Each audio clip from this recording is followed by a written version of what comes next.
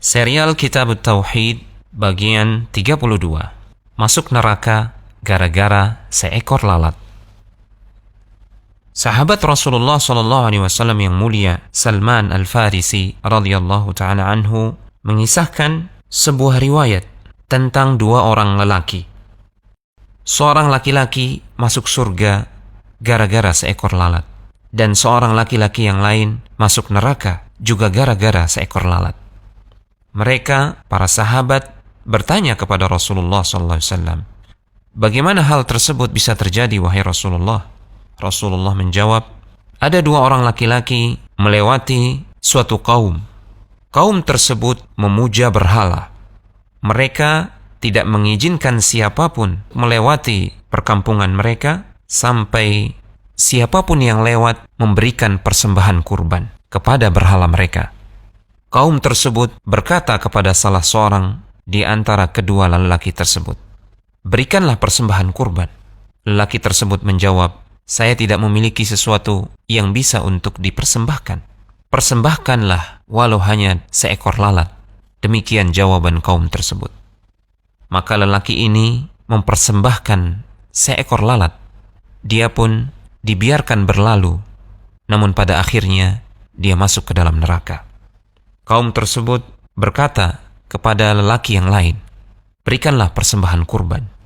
Lelaki ini mengatakan, sedikit pun aku tidak akan berkurban untuk selain Allah Azza wa Jal. Maka mereka menebas leher lelaki ini, namun lelaki ini masuk ke dalam surga.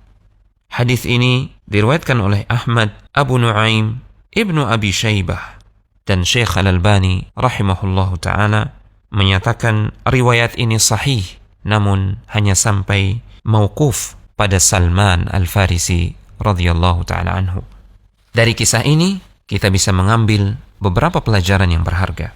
Yang pertama, kisah ini menggambarkan betapa berbahayanya kesyirikan sekalipun dengan sesuatu yang dianggap sepele.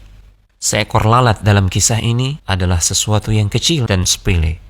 Namun manakala seseorang mempersembahkan kurbannya dengan seekor lalat kepada selain Allah Subhanahu wa ta'ala, maka itu bisa menjadi penyebab seseorang masuk ke dalam neraka.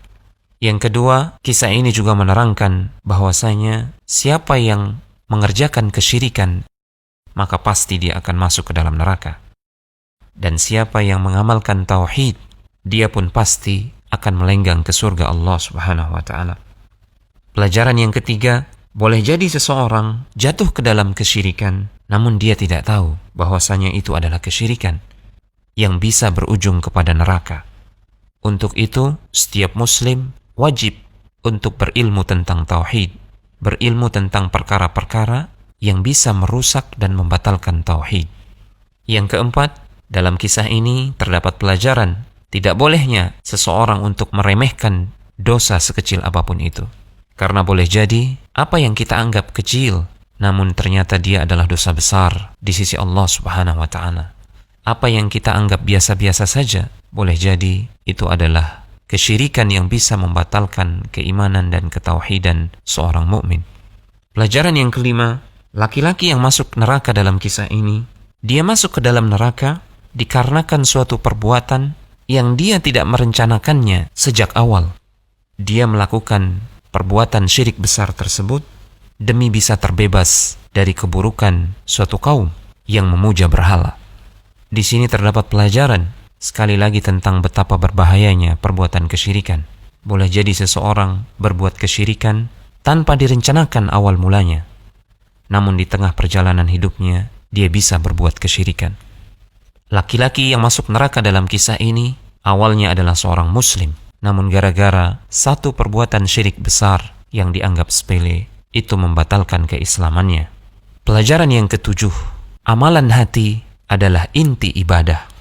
Sekalipun seseorang melakukan amalan yang sepele dan kecil, namun jika itu dilakukan atas kerelaan hati, dia bisa menjadi besar.